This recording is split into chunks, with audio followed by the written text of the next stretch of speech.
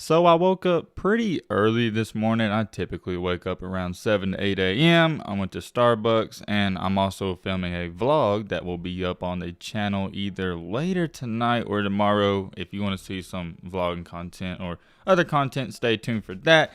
Anyways, I checked my Instagram DMs. Go shoot me a follow because that's where I get a lot of my news sources.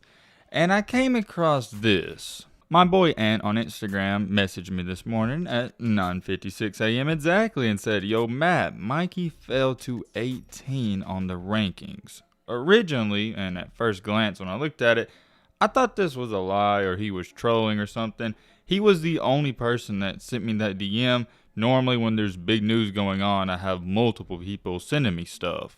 As soon as I saw that, I clicked off and went to Twitter and did some research, and matter of fact, the new rankings came out and Mikey did fall. 18. Mikey Williams, the guy who used to be the number one player in his class only a year or two ago, has fallen from number 1 all the way down to 18 in the span of 2 years. Here's the thing. I would understand it a little bit more if he was slacking or not playing as good as he used to. The fact of the matter, the truth, whatever you want to call it, is that Mikey is slowly and I think steadily getting a little better each and every season. If you're talking about stats, no, those have declined because he's playing with better teams and better players and he has to share the load. However, when you're talking about a true solid player who continues to improve his skill set and talent and game, I think he's getting better. I don't think this is something that we need to take lightly. When he got dropped to 3rd and 5th and 6th and 8th, I didn't think too much about it. I said, okay, I can understand it. Falling 5 spots, not that big of a deal. But from 1 to now 18, we got a problem on our hands. It's sad to say this, but it's a steady decline. He hasn't seen any progress in his rankings at all. I guess when you're number 1, the only way you can go is down, but it's been a lot. Having Mikey listed as the 18th best player in the class of 2023 tells me that they think there's 17 players better than him.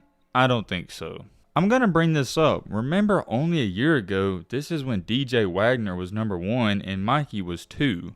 All I'm saying is I haven't seen enough out of Mikey in a negative way for people to even give a valid reason to say he should have dropped from 2 to 18 in the span of 1 season. If you want to say he hasn't gotten that much better, that's fine. I'm okay with that. I can see where you're coming from.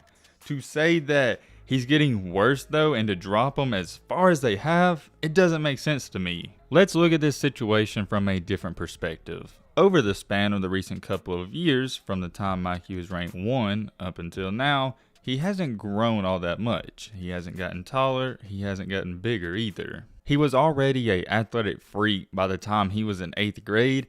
I even think he's gotten more athletic since then. A lot of people don't understand and realize these rankings, they're based off of how good you are now and your potential in the future of what they think you can do. I happened to stumble across this tweet from some randeezy that said, Mikey Williams is having a 7th Woods type of career. For my younger people out there and current players in high school, you're more than likely not going to remember 7th Woods, but for my 20 to 25 year olds, you're going to know exactly who this kid is. 7th Woods is a guy who has one of the best high school mixtapes of all time, and he was only 14 years old.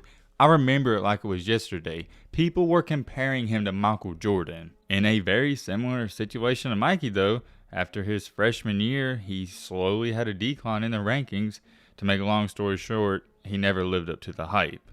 Am I saying Mikey's going to turn into 7th Woods and have a decline and a tragic fall off? No, absolutely not. I did find what that person said on Twitter though interesting. They're somewhat right. You know, I'm not going to lose sleep over this. It's not a end of the world or it's not a huge problem. All I'm going to say is it's not right in my opinion. Let me know how you feel about it in the comment section. 18's not justifiable enough for me. I think he's gotta be minimum top 12 or 13. It's hard for me to watch Mikey Williams play. I've seen him in person. He lives up to the hype every single game, and say there's 17 other players that are better than him. Last but not least, before we end this video off, I also want to talk about another player that has fallen in the rankings. We got a fan favorite, and that's Gabe Cupps. You should know Cupps by now. Him and Bronny, they used to play on the same team together. Recently, Gabe led his high school team to a state championship. He's got over 8 Division I offers. He's definitely going to be a problem in the years to come. Similar to his old buddy Mikey, though, Gabe has also fallen in the rankings all the way down to 140. One of my mans on Instagram, he actually sent me the thing about Gabe being D-ranked. Shout out to him. He knows who he is. Here's what I had to say about it and what I'm trying to tell you guys. Everyone's going to be quick to say, oh, Gabe is super underrated. He's underrated. He needs to be ranked higher and all that good stuff. I touched on this a little bit earlier. I'm going to speak on it again. These rankings are based off of how good you currently are and mostly your potential. Unfortunately for Gabe Cupps, the truth hurts. He's not super athletic and he's only 6 feet tall. Yes, he's good right now in high school, but think about the future. What's his cap or what's his max? Could possibly he maybe be a role player in the NBA? That would be the best case scenario. I love Gabe Cupps, but I'm trying to be a realist. And if you don't want to believe me, look at Matt McClung.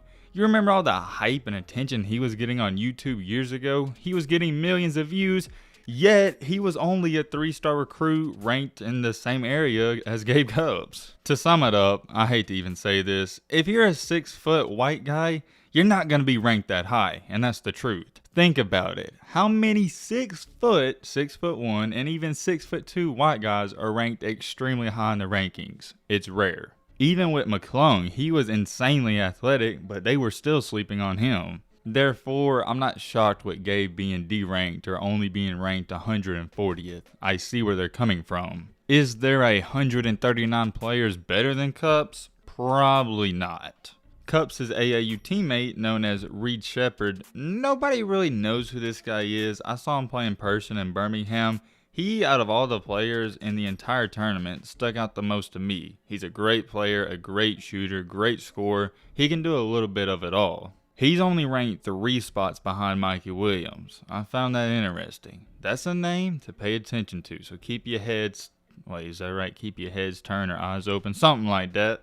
Let me know your thoughts on all this down below in the comment section, but with all that being said, I'm just going to wrap up this video. I hope you guys enjoyed. Hope you guys learned something. Hey, if you want to mess with some other content, I may be dropping that vlog tonight or tomorrow. Stay tuned. And as always, if you want to send me stuff on Instagram, it's down below. It might be on the screen.